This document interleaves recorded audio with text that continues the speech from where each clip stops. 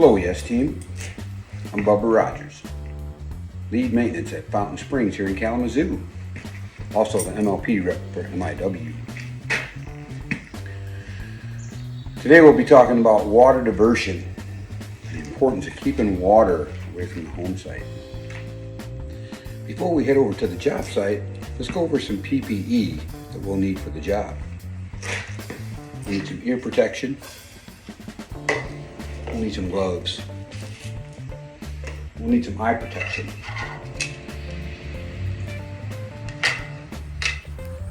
Welcome to the job site. Here's some tools we'll need.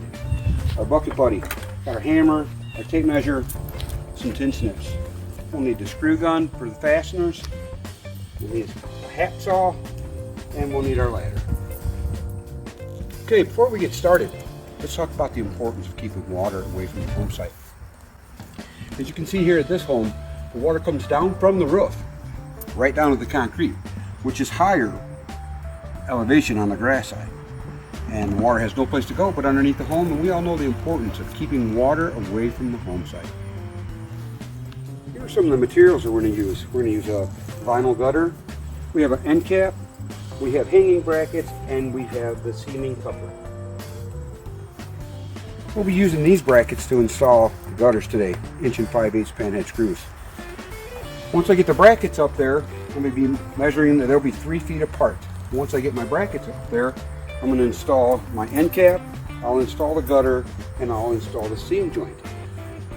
That way I can start my next line of gutter.